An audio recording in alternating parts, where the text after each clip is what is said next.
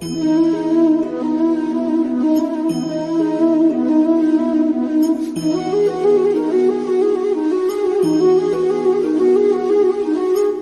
ഓം.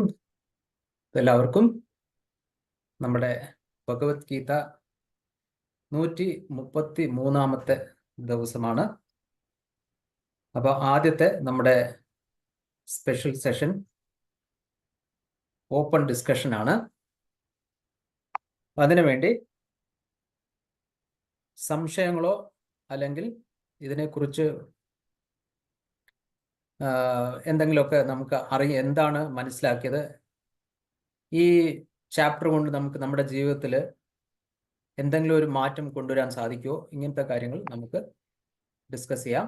നമ്മൾ ഈ ചാപ്റ്റർ കൊണ്ട് എന്താണ് മനസ്സിലാക്കിയത് ചെറിയ ഒരു 2-3 വാചകത്തിൽ ആർക്കെങ്കിലുമൊക്കെ പറയാൻ സാധിക്കുകയാണെങ്കിൽ നന്നായിരിക്കും. അത് കഴിഞ്ഞിട്ട് ഇതിൽ കുറിച്ച് എന്തെങ്കിലും സംശയങ്ങളുണ്ടെങ്കിൽ നമുക്ക് ഡിസ്കസ് ചെയ്യാം. ഏതായാലും ഞാൻ മനസ്സിലാക്കിയത് അദ്വൈതത്തിൻ്റെ ഏറ്റവും ഫണ്ടമെൻ്റൽ ആയിട്ടുള്ള ബേസിക് ആയിട്ടുള്ള കാര്യങ്ങൾ ഈ ചാപ്റ്ററിൽ സംസാരിക്കുന്നു. ഇവിടെ വരുന്ന ഒരു കൺഫ്യൂഷൻ ഞാൻ മനസ്സിലാക്കിയത് സാഖ്യ ഭാഷയിലാണ് സംസാരിക്കുന്നത്. പ്രകൃതി, പുരുഷൻ, ഇങ്ങനെ സാഖ്യദ്വൈതമാണ്. പക്ഷെ സാഖ്യ ഭാഷയിൽ ഇവിടെ കൃഷ്ണൻ ആത്മാവിൻ്റെ, പ്രകൃതിയുടെ, പുരുഷൻ എന്ന് പറഞ്ഞ ആത്മാവ്, പിന്നെ പരമാത്മാവ്, ഇതെല്ലാം ചേർന്നത് പുരുഷൻ, പിന്നെ പ്രകൃതി, ഈ 2 കാര്യങ്ങളെ കുറിച്ച് സംസാരിക്കുന്നു. പിന്നെ വളരെ ക്ലിയർ ആയിട്ട് പറയുന്നു, ഞാൻ തന്നെയാണ് നിങ്ങളുടെ എല്ലാവരുടെ ആത്മാവ് എന്ന് പറയുന്നത് ഞാൻ തന്നെയാണെന്ന് വ്യക്തമാക്കുന്നുണ്ട്. അപ്പോൾ അത് അദ്വൈതം വളരെ വ്യക്തമായിട്ട് പറയുന്നുണ്ട്. അപ്പോൾ 2 കാര്യങ്ങൾ, പ്രകൃതി, പുരുഷൻ. ഈ പുരുഷനെ നമ്മൾ പ്രകൃതിയുടെ ഗുണങ്ങൾ അടിച്ചേൽപ്പിച്ച് നമ്മൾ സഫർ ചെയ്യുന്നു, അല്ലെങ്കിൽ കഷ്ടപ്പെടുന്നു. ഇതാണ് ഈ ഞാൻ മനസ്സിലാക്കിയ ചില കാര്യങ്ങൾ. ഞാൻ ഇ വി നാരായണനെ ഒരു 2-3 മിനിറ്റിലേക്കൊന്ന് വിളിക്കാം. ഇ വി നാരായണൻ, സരോജിനി അക്ക, ആരൊക്കെയാണ് എല്ലാം റെഡി ആവുന്നത്? 2 മിനിറ്റ്. ഹരിയോ. എന്റെ ഒരു 2 കാര്യങ്ങൾ എനിക്ക് പിന്നെ പറയാൻ തോന്നി. ഒന്നെന്താ വെച്ച് കഴിഞ്ഞാൽ നമുക്കിപ്പോ പൊതുവായിട്ടൊരു ഒരു ഏകദേശം ഒരു പിടുത്തമുണ്ട് എന്താണ് ഈ ക്ഷേത്രജ്ഞൻ എന്നുള്ളതിനെ പറ്റി. നമ്മൾ ആദ്യം മുതലേ വായിച്ചു കേട്ടുകൊണ്ടിരുന്നതാണ്. ഒന്ന് ഭൗതിക ശരീരവും മറ്റൊന്ന് അതിന്റെ ആത്മാവുമാണ്. അപ്പൊ പക്ഷെ അതിൽ ഒരു സ്ഥലത്ത് പറയുന്നുണ്ട് ഇതിന് രണ്ടിനും ആദിയും അന്തവും ഇല്ലെന്നാണ് പറഞ്ഞിരിക്കുന്നത്. അതെനിക്ക് ചെറിയൊരു സംശയം എനിക്കിപ്പോ സ്വാമിജിയോട് ചോദിക്കണം എന്ന് തോന്നുന്നു. നമ്മൾ മനസ്സിലാക്കിയെടുത്തോളം ഇന്ന് ഭക്തിയോഗയാണ് ഡിസ്കസ് ചെയ്യുന്നത്. സ്വാമിജി ഡിസ്കസ് ചെയ്യുന്ന 12 ചാപ്റ്ററും നമ്മളിപ്പോ ഡിസ്കസ് ചെയ്യുന്ന ശരിയല്ല. അത് 13th വരുമ്പോൾ ചോദിക്കാന്ന് വിചാരിച്ചു. എന്ന് വെച്ച് കഴിഞ്ഞാല് ഇതില് ഒരു ശ്ലോകത്തിൽ എവിടെ പറയുന്നുണ്ട്, എനിക്ക് കൃത്യമായിട്ട് ഓർമ്മയില്ല. എന്ന് വെച്ച് കഴിഞ്ഞാൽ ഇതിന് രണ്ടിനും ആദിയും അന്തവും ഇല്ലെന്നാണ് പറയുന്നത്. ഭൗതിക ശരീരത്തിനും ആദിയും അന്തവുമില്ല, ആത്മാവിനും ആദിയും അന്തവുമില്ല എന്ന് ഒരു ശ്ലോകത്തിൽ പറഞ്ഞതായിട്ട് എവിടെ വായിച്ചതായിട്ട് എനിക്ക് തോന്നി. പിന്നെ ഒരു കാര്യം അണ്ണം പറഞ്ഞത്, പിന്നെ എനിക്കും അത് കുറച്ച് കൺഫ്യൂസ്ഡ് ആയിട്ട് നിൽക്കുകയായിരുന്നു. എന്ന് വെച്ച് കഴിഞ്ഞാല് ഇത് അദ്വൈതത്തിന്റെ ഒരു ഭാഷ്യമാണ് ഭഗവത്ഗീതയിൽ ഉള്ളത് എന്നത് ഞാൻ കഴിഞ്ഞ പ്രാവശ്യം സ്വാമിയോട് ചോദിച്ചായിരുന്നത്. എനിക്ക് ആ ആൻസർ അത്ര കൺവിൻസിങ് ആയിട്ട് തോന്നിയില്ല. എന്താന്ന് വെച്ചാല് നമ്മൾ നേരത്തെ ഒരു ചാപ്റ്ററിൽ പഠിച്ചിരുന്നു, എന്നിലേക്ക് നിങ്ങൾക്ക് എങ്ങനെ എത്തിച്ചേരാമെന്നും പറഞ്ഞിട്ട് വെളുത്ത പക്ഷം, പിന്നെ ഇന്ന സമയത്ത് ഇന്ന തിഥിയിൽ ഇങ്ങനെ പ്രാർത്ഥിച്ചു കഴിഞ്ഞാൽ എന്നിൽ എത്താൻ പറ്റും, മറ്റുള്ളവർക്ക് ആർക്കും എന്നിൽ എത്താൻ പറ്റില്ല എന്നുള്ള ഒരു കൃത്യമായിട്ടുള്ള ഒരു വാക്ക് അല്ലെങ്കിൽ ഒരു ശ്ലോകം അതിലുണ്ട്. കൃത്യമായിട്ട് ഞാൻ വന്ന് നോട്ട് ചെയ്ത് വെച്ചിരുന്നു. ഏത് ചാപ്റ്ററാണെന്ന് എനിക്ക് ഓർമ്മയില്ല. അപ്പൊ അങ്ങനെയാണെങ്കിൽ ഇത് രണ്ടെന്ന് പിന്നെ വളരെ കൃത്യമായിട്ട് അവിടെ പറയുന്നുണ്ട്. എന്നിലേക്ക് എത്തിച്ചേരുക എന്ന് പറഞ്ഞെങ്കിൽ ആത്മാവിലേക്ക് അല്ലെ പരബ്രഹ്മത്തിലേക്ക് എത്തിച്ചേരാൻ ഒരു വഴിയുണ്ട്. ആ വഴിയിലൂടെ വരാത്തവർക്ക് അവിടെ എത്താൻ പറ്റില്ലെന്നാണ് പറയുന്നത്. അപ്പോ നമ്മൾ മനസ്സിലാക്കിയെടുത്തോളം, ഞാൻ മനസ്സിലാക്കിയത് അദ്വൈത ഇതില് അങ്ങനെ ഒരു രണ്ടില്ല, ഒറ്റ ഒന്നാണ്. പിന്നെന്ത് പറഞ്ഞാൽ നമ്മൾ ഒരു സമയമാകുമ്പോൾ നമ്മൾക്ക് ആ വിവരം അല്ലെങ്കിൽ അറിവ് വരിക, ഞാൻ തന്നെയാണ് പിന്നെ പരബ്രഹ്മം, അല്ലെങ്കിൽ ഇങ്ങനെ രണ്ടില്ല എന്നുള്ള അറിവ് വന്നു കഴിഞ്ഞാൽ മതി. It is only the self knowing. അല്ലാതെ ഒരു പ്രത്യേകിച്ച് ഒരു സ്റ്റേജിലൂടെ പോയിട്ട് മുമ്പിലോട്ട് നമ്മുടെ കർമ്മ ക്രിയ പിന്നെ ഭക്തി ധ്യാനം ഒക്കെ ചെയ്തിട്ടൊരു എത്തിച്ചേരലല്ല. നിങ്ങൾ തന്നെ സ്വയം മനസ്സിലാക്കുക, നിങ്ങളാണ് ദൈവം അല്ലെങ്കിൽ നിങ്ങളാണ് പരബ്രഹ്മം. ആ അറിവ്, റെവലേഷൻ എന്ന് പറയും, അത് മാത്രം, അത് കിട്ടുന്ന ആ സമയമാണ് നമ്മുടെ അദ്വൈതം. അപ്പൊ അതുകൊണ്ടാണ് അദ്വൈതം എന്ന് പറയുന്നത്. പക്ഷെ വേറൊരു സ്ഥലത്ത് കൃത്യമായിട്ട് പറഞ്ഞിട്ടുണ്ട്, ഞാൻ നേരത്തെ സൂചിപ്പിച്ച പോലെ, എങ്ങനെയാണ് നിങ്ങൾക്ക് എന്നിലേക്ക് എത്തിച്ചേരാൻ പറ്റുന്നത്. അപ്പൊ ഞാൻ വായിച്ചെടുത്ത് 2-3 സ്ഥലത്ത് കണ്ടതെന്ന് പറഞ്ഞാല്, ഭഗവത്ഗീതയിൽ ഈ 2 വേർഷൻ ഉണ്ട്. അതുകൊണ്ട് കൃത്യമായിട്ട് അതൊരു അദ്വൈതത്തിന്റെ മാത്രം ഭാഷ അല്ല എന്നാണ് പറയുന്നത്. ദ്വൈതത്തിൻ്റെതായിട്ടുള്ള കുറെ ഫിലോസഫി ഒക്കെ അത് ഭഗവത്ഗീതയിൽ അവിടെ ഇവിടെയൊക്കെ പറയുന്നുണ്ട്. അപ്പൊ അതെനിക്കൊന്ന് കഴിഞ്ഞ പ്രാവശ്യം ഞാൻ സ്വാമിജിയോടൊന്ന് പറഞ്ഞായിരുന്നു. സ്വാമിജി എനിക്ക് കൃത്യമായിട്ടൊരു ആൻസർ തന്നില്ല കഴിഞ്ഞ ചാപ്റ്ററിൽ. അപ്പൊ ഇനി വന്ന ഇപ്രാവശ്യം അതിനോ അല്ലെങ്കിൽ ആ സന്ദർഭം വരുമ്പോൾ ഒന്നും കൂടെ ചോദിക്കാന്ന് വിചാരിച്ചു. ഈ 2 ശ്ലോകം കോട്ട് ചെയ്തിട്ട് അപ്പൊ ഞാൻ ഇവിടെ ഇപ്പൊ നമ്മുടെ കൂട്ടത്തിൽ തന്നെ ആയിരിക്കണം, അതിനെ പറ്റി കൃത്യമായിട്ട് പറയാൻ പറ്റുന്നുണ്ടോ നന്നായിരുന്നു. അപ്പൊ ഈ ക്ഷേത്രജ്ഞ വിഭാഗ യോഗം എന്നുള്ളത്, അതിൽ ആത്മാവിനെ പറ്റിയിട്ടും ഭൗതിക ശരീരത്തിനെ പറ്റിയിട്ടും പറയുന്നുണ്ട്. അപ്പൊ അത് മനസ്സിലാക്കുന്നതാണ് ജ്ഞാനം എന്ന് പറഞ്ഞാൽ, ഭൗതികമായ കാര്യങ്ങൾ ആത്മാവിനെ പറ്റിയിട്ട് മനസ്സിലാക്കിയെടുക്കുന്ന ആ സന്ദർഭം, അല്ലെങ്കിൽ അതിനെയാണ് ഈ യോഗം എന്ന് പറയുന്നത്. ക്ഷേത്രജ്ഞ യോഗം എന്ന് പറയുന്നത് നമുക്ക് കിട്ടുന്ന ആ അറിവ്. എന്നോ നമ്മളിത് മനസ്സിലാക്കുന്നുണ്ട്, ഈ കോമൺ ആയിട്ട് എല്ലാത്തിനുമായിട്ട് ഒരു കോമൺ ആയിട്ട് ഒരു പിന്നെ ആത്മാവുണ്ട്, അല്ലെങ്കിൽ ആ ചൈതന്യം, അബ്സല്യൂട്ട് ശക്തി, അത് എല്ലാത്തിലും ഉള്ളതാണ് എന്നുള്ള ആ ഒരു നോളജ് എപ്പോഴും നമ്മുടെ ഭൗതികം എന്ന് പറഞ്ഞാൽ അതിൽ ധാരാളം, അതും കുറച്ച് സംശയമായിട്ട് എനിക്ക് തോന്നി. ഞാൻ ആദ്യം ഉദ്ദേശിച്ചതെന്ന് പറഞ്ഞാൽ ഭൗതികം എന്ന് പറഞ്ഞ പോലെ ഫിസിക്കൽ ആയിട്ടുള്ള പ്രോപ്പർട്ടീസ്, മാത്രം attributes which can be measured എന്നാണ് ഞാൻ ആദ്യം ഉദ്ദേശിച്ചിരുന്നത്. അതുകൊണ്ടാണ് ശരീരം ഭൗതിക ശരീരം എന്ന് പറഞ്ഞുകൊണ്ടിരുന്നത്. പക്ഷെ ഇതിൽ വലിയൊരു ലിസ്റ്റ് തന്നെ കൊടുക്കുന്നുണ്ട് എന്തൊക്കെയാണ് ഭൗതികത്തിൽ പെട്ടതെന്ന്. അപ്പൊ അതിൽ പലതും മനസ്സിനെ പറ്റിയിട്ട് പറയുന്നുണ്ട്. അപ്പോ മനസ്സ്, ആഗ്രഹം, ചിന്ത, ഇങ്ങനെയുള്ള വലിയൊരു ലിസ്റ്റ് ഉണ്ട്. അത് ഏതൊരു ശ്ലോകത്തിൽ പറയുന്നുണ്ട്, നമ്മൾ വായിക്കുമ്പോൾ അതെല്ലാം ഇതിൽ പെടുന്നുണ്ടെന്നാണ് പറയുന്നത്. ഏതില്? നമ്മുടെ ക്ഷേത്രത്തില്. അപ്പൊ ഇത് വെറും മെഷറബിൾ ക്വാണ്ടിറ്റീസ് മാത്രമല്ല നാം ഉദ്ദേശിക്കുന്ന ക്ഷേത്രം. അത് എനിക്ക് കൃത്യമായിട്ട് ക്ലിയർ ആയിട്ട് തോന്നിയില്ല, മനസ്സിലായില്ല. അത് വല്ലവർക്കും പറയാൻ പറ്റുവാണെങ്കിൽ നല്ലതായിരിക്കും. അപ്പോൾ ഇത്ര തന്നെയാണ് ഇതിൽ കാര്യമായിട്ട്. ഇത് വേറെ നേരത്തെ പറഞ്ഞ പോലെ സാഖ്യയോഗത്തിന്റെ ഒരു കണ്ടിന്യൂഷൻ ആയിട്ട് വായിച്ച് പഠിക്കേണ്ടതാണ്. അതിൽ നമ്മൾ മനസ്സിലാക്കിയെടുക്കേണ്ട കാര്യങ്ങൾ എന്താണെന്ന് ഇതിലൊരു വലിയ ലിസ്റ്റ് ഞാൻ പറയാം. ഇപ്പൊ ഞാൻ കണ്ടായിരുന്നത്,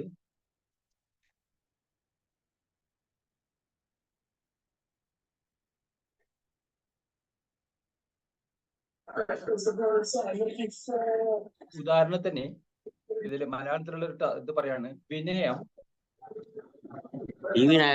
ദമ്പമില്ലായ്മ. 5-6 ശ്ലോകത്തിലൊക്കെ പറയുന്നുണ്ട് അണ്ണ. അതെ അല്ല, പഞ്ചഭൂതങ്ങൾ, അത് 8-9 അഹങ്കാരം, അങ്ങനെയൊക്കെ പറഞ്ഞിട്ട് കുറെ കാര്യങ്ങൾ പറയുന്നുണ്ട്. 7, 8, 9, പഞ്ചകർമ്മേന്ദ്രിയങ്ങൾ, 8-9 ശ്ലോകങ്ങളിൽ വളരെ വ്യക്തമായിട്ട് പറയുന്നുണ്ട്. 11 വരെയുള്ള ശ്ലോകത്തിൽ കൃത്യമായിട്ട് പറയുന്നുണ്ട്.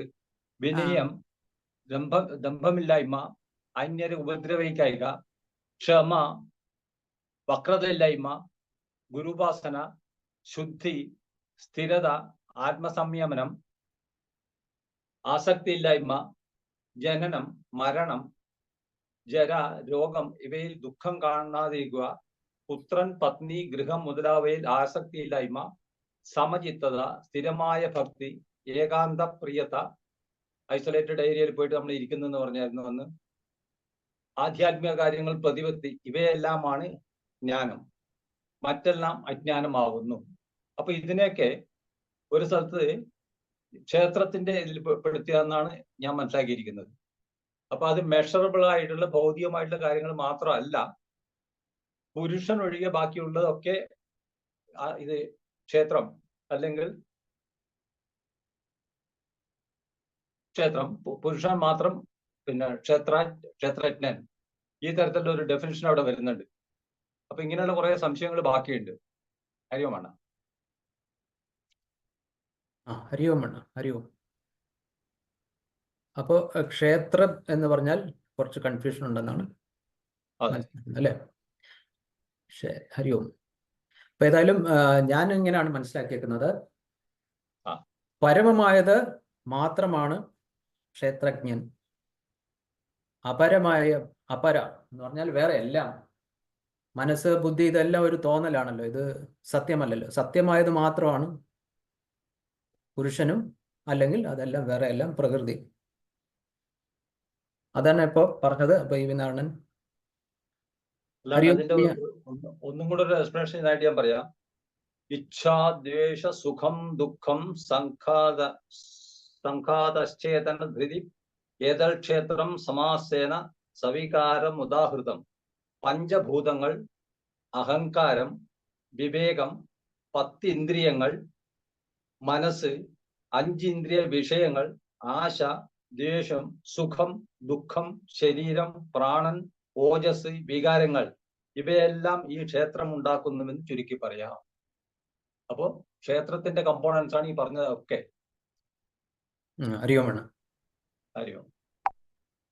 അപ്പൊ ജീവാത്മാവും പരമാത്മാവുമാണ് ഈ പുരുഷനിൽ പെടുന്നത്, വേറെ എല്ലാം പ്രകൃതി അല്ലെങ്കിൽ ക്ഷേത്രം.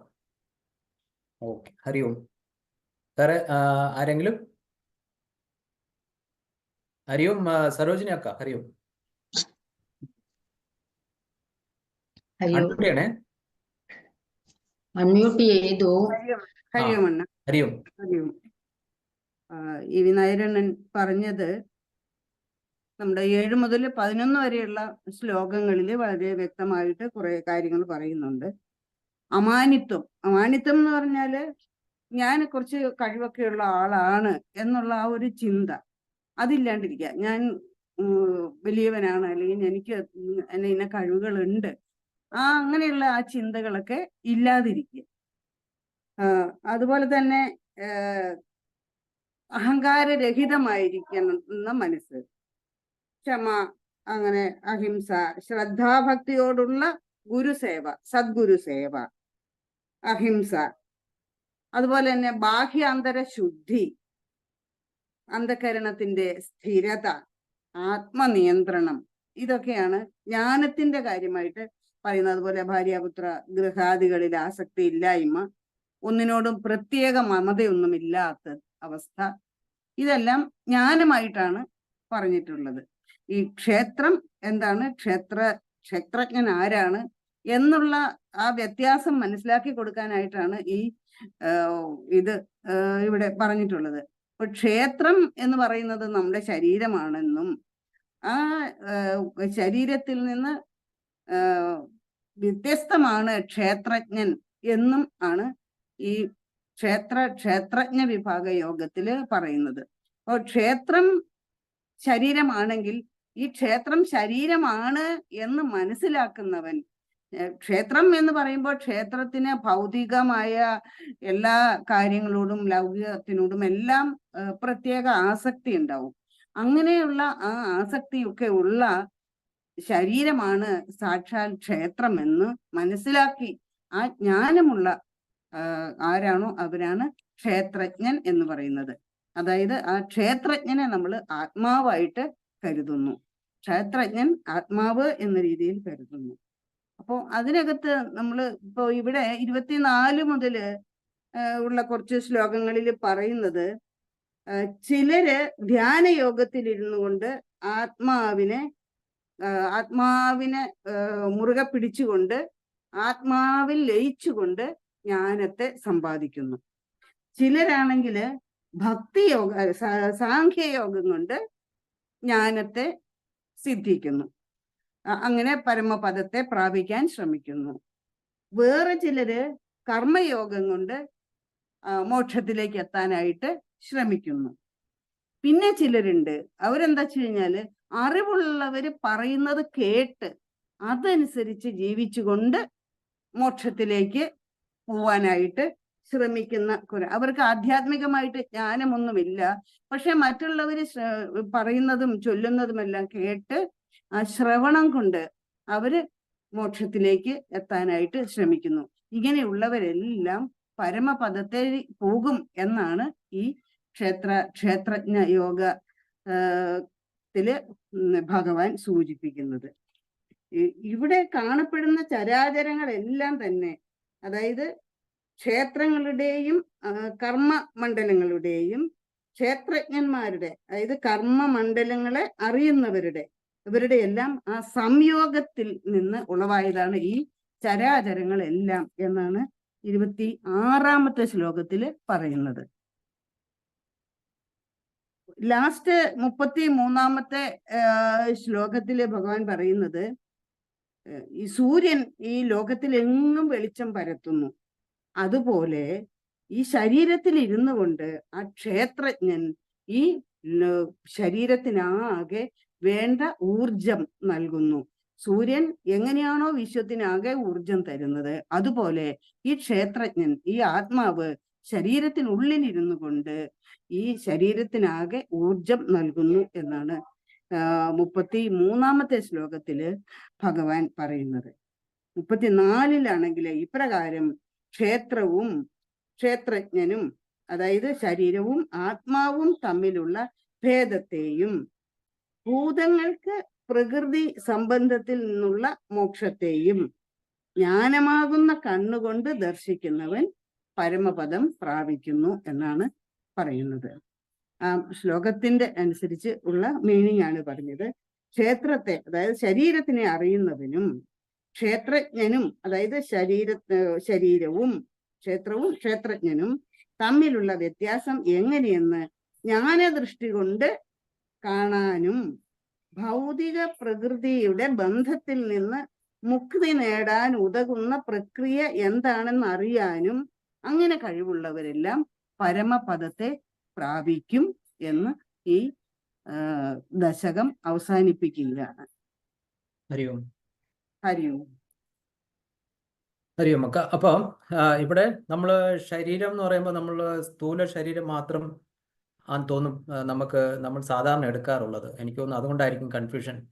ശരീരം എന്ന് പറഞ്ഞാൽ ഏതാണോ ക്ഷയിക്കുന്നത് അതാണ് ശരീരം. അതിൽ സൂക്ഷ്മ ശരീരം, സ്ഥൂല ശരീരം, കാരണ ശരീരം, ഈ മൂന്നും ക്ഷേത്രമാണ്.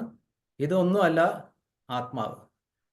അപ്പോൾ ആത്മാവ് ഇതൊന്നും അല്ലാത്ത എപ്പോഴുമുള്ള സച്ചിത്താനന്ദം, ആത്മാവും പരമാത്മാവും, ഇതൊക്കെയാണ് പുരുഷൻ. ഓക്കെ, ഒരു ചോദ്യം ചോദിക്കുക. ഒരു 7 മിനിറ്റ് കൂടെ ഉണ്ട്. ഈ ചാപ്റ്ററിൽ പറയുന്നത് നമ്മൾ പുരുഷനെ പ്രകൃതിയുടെ ഗുണങ്ങൾ ഉണ്ടതായിട്ട് നമുക്ക് തോന്നുന്നു എന്ന് ഒരിടത്ത് പറയുന്നുണ്ട്. അങ്ങനെയാണ് നമ്മൾ കഷ്ടപ്പെടുന്നത്. ദുഃഖങ്ങൾ ഉണ്ടെങ്കിലും കഷ്ടപ്പെടേണ്ട ആവശ്യമില്ല എന്നാണ് പറയുന്നത്. വിഷമങ്ങളും ദുഃഖങ്ങളും നോവും ഇതൊക്കെ ഉണ്ടെങ്കിലും നമ്മൾ ഉള്ളിൽ സഫർ ചെയ്യേണ്ട ആവശ്യമില്ല എന്നാണ് പറയുന്നത്. പക്ഷെ എന്താണ് നമ്മൾ സഫർ ചെയ്യുന്നത്? നമുക്ക് തോന്നുവാണ്. ഇപ്പോൾ ഒരു ഗ്ലാസ് ബോട്ടിൽ എടുക്കുക, അതിൻ്റെ പുറകിൽ ഒരു ബ്ലൂ കളർ തുണി വെക്കുക.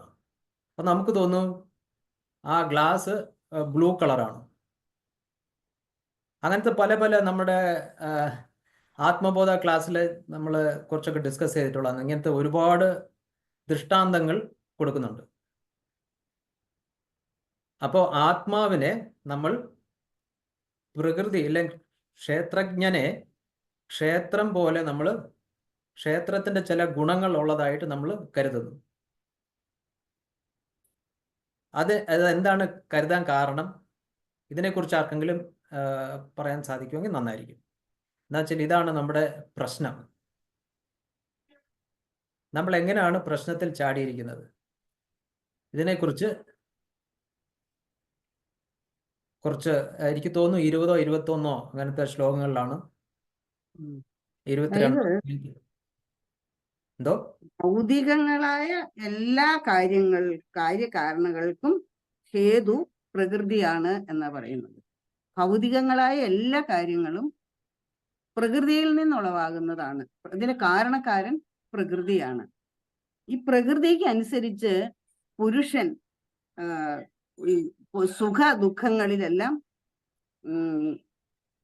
പ്രകൃതിയോട് ചേർന്ന് നിന്നുകൊണ്ട് ഈ സുഖ ദുഃഖങ്ങളെല്ലാം അനുഭവിക്കേണ്ടി വരുന്നു. അതാണ് നമ്മൾ 20, 21 ശ്ലോകങ്ങളിലൊക്കെ അങ്ങനെ പറയുന്നുണ്ട്. ഈ ഭൗതിക പ്രകൃതിയിൽ ജീവാത്മാവ് പ്രകൃതിയുടെ ത്രിഗുണങ്ങൾ അനുഭവിച്ചുകൊണ്ടുള്ള ജീവിത രീതി കൈക്കൊള്ളുന്നു. പ്രകൃതി അതായത് ജീവാത്മാവ് പരമാത്മാവ് അങ്ങനെ രണ്ടുണ്ട്. അതിൽ ആ ജീവാത്മാവ് ഈ പ്രകൃതിയിൽ നിന്നുള്ള ത്രിഗുണങ്ങളെ അനുഭവിച്ചുകൊണ്ട് സുഖ ദുഃഖങ്ങൾ ഇതെല്ലാം നേരിടേണ്ടി വരുന്നു. ഭൗതിക പ്രകൃതിയുമായുള്ള സമ്പർക്കത്താലാണ് അങ്ങനെ സംഭവിക്കുന്നത്. ഹരിയോം രാജമാക്ക അൺമ്യൂട്ട് ചെയ്തിട്ടുണ്ട്. ഹരിയോം. ഞാൻ ഇത് കേട്ടോണ്ടിരിക്കുക.